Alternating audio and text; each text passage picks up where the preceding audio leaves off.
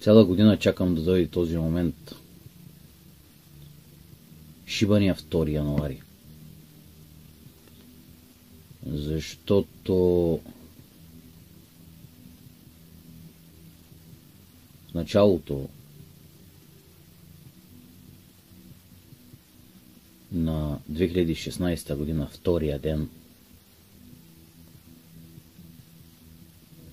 чрез едни изключително неподходящи думи, които чух от нея, взех решение да приключа с целия този фарс. Един фарс, който ми омръзна да гледам близо 2 години.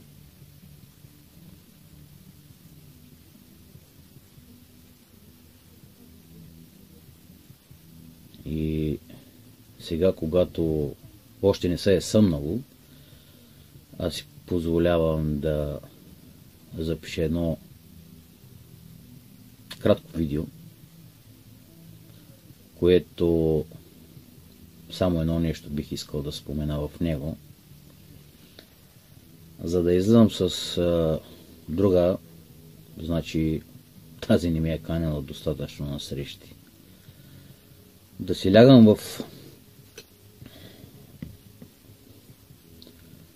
леглото на друга, значи то е било твърде студено.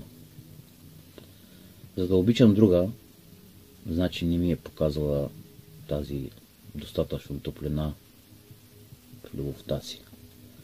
Но не се сърдя, нито я съдя, защото само толкова е стигал капацитета на мотива.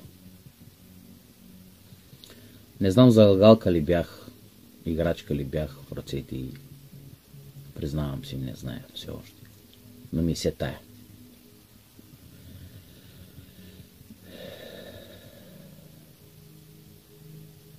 И днеска слагам 1 година,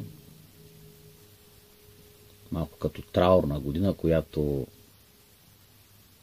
изминаха 365 дни от края.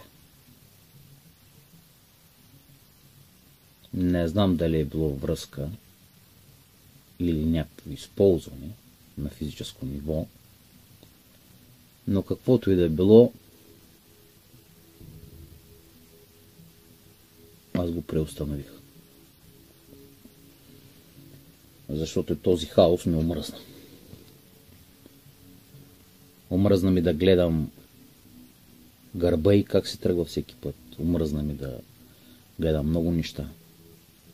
И така. По този повод ще си позволя да ти кажа, че написах книга. Не знам дали ми повярва, но ми е се тая. Книгата се казва "Женена за един, спяща с други". Дали са други, ми е все тая. Но книгата е факт. И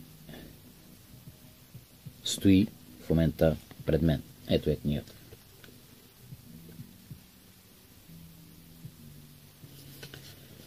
Отзад на книгата един доктор е написал: роман пропит с болка, хумор и още нещо.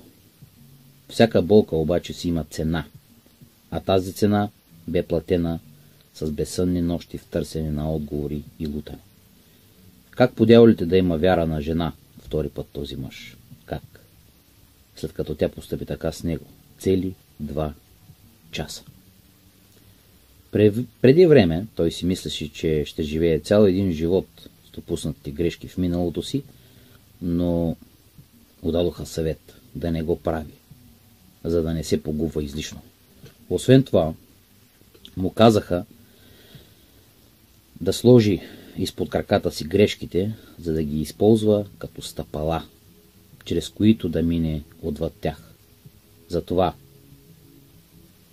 взел решение да остане и да бъде добър в това, което прави всеки Божий ден, докато е жив, защото живее в творческото предприемане и създаване.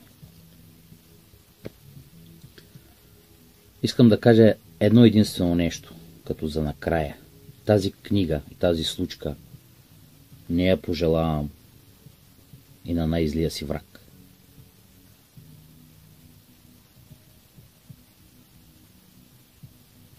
Книгата е разделена на две части.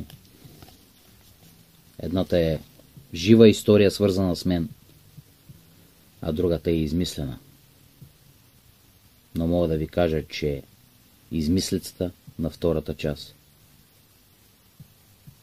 е прекалено коварна.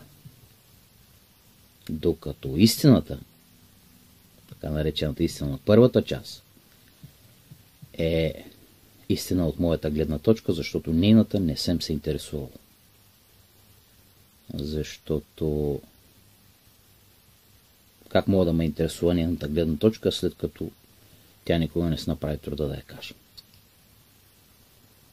И така нататък, и така нататък. И затова не се вземайте много на сериозно, защото да си женен не е спасение. От нищо и от никой.